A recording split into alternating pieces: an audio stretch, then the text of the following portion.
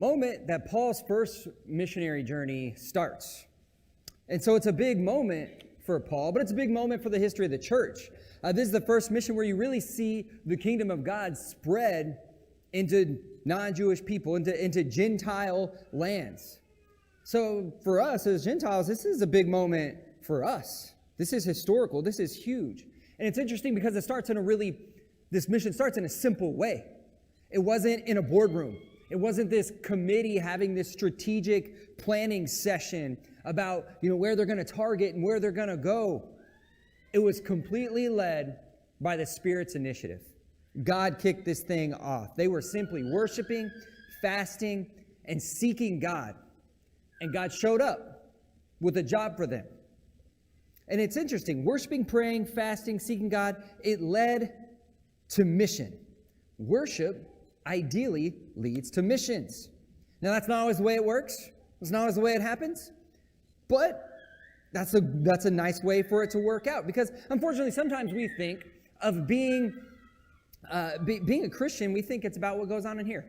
And we kind of stop there. We think it's about getting worship right in here, having right, proper, uplifting worship. Which, look, that stuff's all good and that's important. But what we do in here should really shape who we are out there. It should change who we are out there and what we do out there. And so Missions Month is kind of an important reminder of that what we do here isn't the end of the story. It's the beginning. This should motivate us to go out and serve and to love others and further God's kingdom. And so maybe it's here when we gather as believers to study and fellowship and worship and pray that God reveals to us what he wants of us. And I want us to be open to that. One of our prayers for Missions Month, I want it to just be the simple prayer of here I am, send me. I want us to have that here I am, send me attitude. There's not, I don't have to go to some glamorous, cool place to go do missions. If I'm needed right here in my town, right outside these doors, I want to do that. There is no service, there is no mission, there is no job that I am too good for. God, I am open to your call and I will work where you want me to work. And so it's interesting, mission trips, churches, involvement in missions, it starts off in a lot of different ways. And I'm not saying there's this clear, this is how it needs to happen. It needs to start with worship.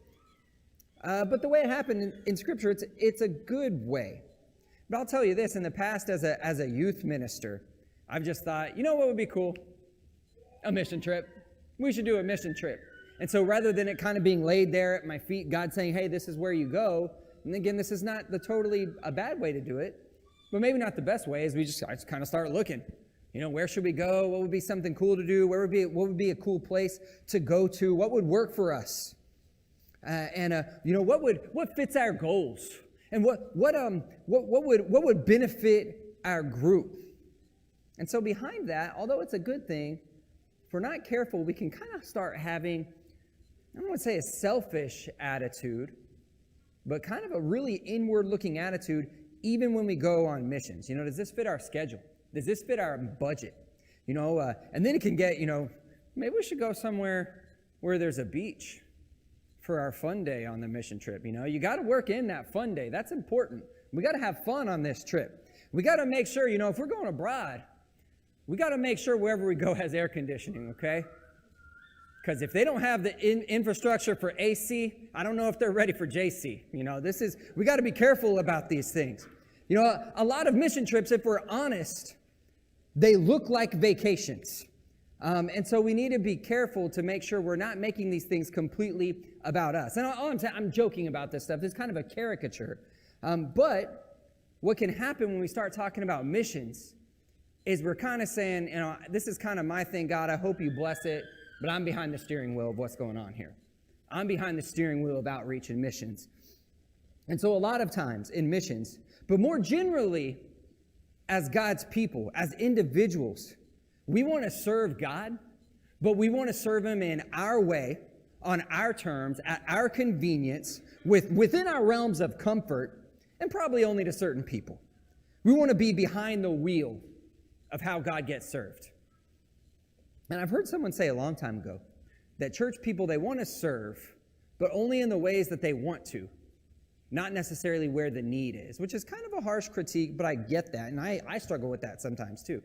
But that's not really the here I am, send me attitude. It's, hey, there's only certain things I'm going to do. I don't want to do, I want to do what I want. And look, giftedness does matter and should be taken into account. And so, well, that's not really where I'm gifted. But you know what? Sometimes you just have to wash feet. Sometimes you just have to take out the trash. Sometimes you just need to set up the chair. Sometimes you just need a vacuum. There's some things that it's not something everybody loves to do, but it's something that needs to be done. And so we need that here I am, send me attitude. And so think about that when it comes to serving the church. Do you do it at all? Do you only want to do it in certain ways? Do you do it only in the ways you want to? Or are you here just to meet needs and it doesn't matter what that looks like and what's going on? Or do we put it off in some ways? Do we think, oh, maybe, I'm not going to serve here because I'm going to serve here later. We're not interruptible. We need to be interruptible when it comes to service. And so I think we need this reminder is that God wants us to serve where there is a need, not just where I want to. Sometimes that may be difficult areas. Sometimes that may be difficult things, but we need to serve based on need, not just on want. And so really, here's the mindset that I want us to get at here, is rather than ask God to bless what we are doing, we should do what he is blessing. Rather than ask God to bless what we're doing, we should do what he is blessing. We should meet him there. And I really think that ties in well. Clay had some great thoughts hey, we're not the gatekeepers of the gospel.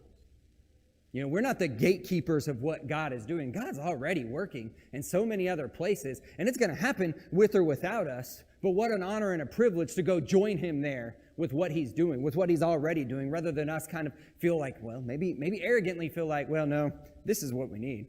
This is what God needs. I'm going to be behind the steering wheel. I'm going to do something really cool here. Let's just meet God where he's working. Let's not just ask him to bless whatever my thing is. Now, there's places for that. There's places for dreaming and visioning and going somewhere. But I like this attitude. I like this humble attitude of, God, where are you working? And what an honor and a privilege to join you. So that's another one of our prayers that I want us to have for Missions Month is, Father, where can we join you in missions? And it's not going to be about, well, what works for us? What fits our agenda? What will work on our calendar? But where is God leading? And what do we need to change in us to do that? How do we need to change our agenda or fix our calendar to get where God is going? So it's a humble prayer of where can we join you in mission? We just want to serve you. We aren't too good for any job. We aren't too good for any people, not too good for any service. Show us, God, what you want and give us the strength, courage, and willingness to do it. That's who I want. That's who I want us to be. That's what I want our focus to be on this month. And so a few disclaimers about what I've said, though, because I know these are strong statements, and it's not always a hard and fast. Sometimes there is vision, and there is somewhere God's pushing. And so I want to say a few things. One is short-term missions. Short-term mission trips have been under attack for a long time. And it sounds like maybe with some stuff I've said that I'm kind of against short-term mission trips, but I'm not. I'm a big fan of short-term missions. I mean, you can see they were formative for Clay. I probably wouldn't be a minister today if it weren't for these really life-altering mission trips and service trips I've been a part of. If you talk to a lot of our students, a lot of what they're doing now in college, career choices and where they've been, have some of that started on short-term mission trips and service trips. So these are very formative for us.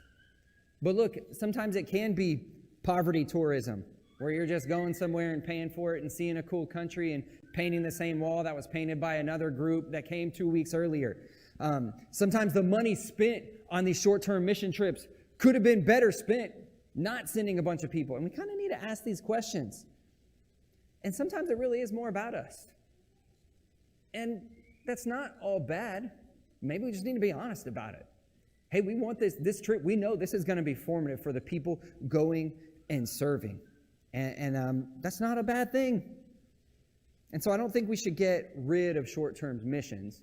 We just need to be wise about making sure, is this the best thing? Is this something that, would this money be better used in some other way? We really do need to ask that. And kind of admit, part of this trip is investing in the spirituality of the people going. But I didn't have this in my notes, but I love what Clay said about the arrogance in missions.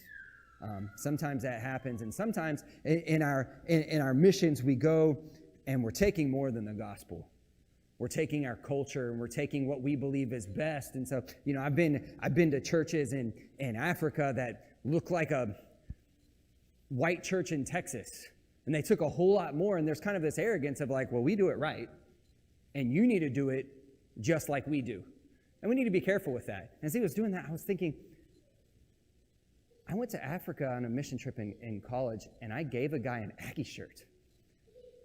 So I was carrying some of my culture with me. And man, it is. I was just thinking, it is hard to be a Christian. But it's probably harder to be an Aggie fan. Poor guy. And this takes commitment. You got to focus. You can't give up. But sometimes we take more than the gospel. And then we also have to recognize the gospel's already there. The gospel, God's already working there, and we're meeting him there. So it is good to take away that arrogance, and let's be humble as we do missions. Another thing is, as I'm kind of talking about this idea of serving God on our terms, Watts sometimes kind of feels like that. Watts feels like serving God on our terms because, I'm reaching out to these ministries, and I'm kind of, and this is again a caricature of what I'm actually saying, but I'm like, hey, Christian Service Center, we really want to serve you. We really want to help you. We really want to be involved. On Sunday, October 23rd, from 10:30 starting at 10:30 for a few hours, and maybe something with that kids can be involved, and then after that we'll be done. It feels kind of like, well, this is really on our terms. And so I don't really say that, I say this is kind of what we're looking for, but we want to serve you in any way. And so really when you start planning group events, when you want to get a bunch of people involved, you kind of do have to plan out a little bit. You kind of do have to, schedule it a little bit. And so that's not totally wrong, but I want you guys to know as we are planning Watts and looking for projects and seeing where God is working and trying to meet him there, that we are trying to let God take the steering wheel. We are prayerfully saying, God, where do you want us to work? We don't want to just do photo op type of projects. We want to do something that's making a difference. We want to do things that are making your love known, and we want you to be behind the steering wheel on this. And it's also something, again, it is about us. Watts is about helping us learn to serve, helping us be a community together that is serving together, and hopefully that'll motivate us to know, hey, you can do these things on your own. Hey, you can seize opportunities like this down the road. You don't have to just serve right now. In fact, you shouldn't just serve just right now. This should help you learn how to serve. And so, and I'll say this, often the things like Watts are very impactful. Things like organized mission trips are very impactful. But often the best and most impactful acts of love and service aren't scheduled. They aren't these planned out things that were put on a calendar. They're things that just happen. They're things that happen whenever the need arises. And so we as God's people, we need to be interruptible. We need to be willing to nix whatever's on our calendar to love and serve people there, because a lot of times that's where the most beautiful and powerful things happen.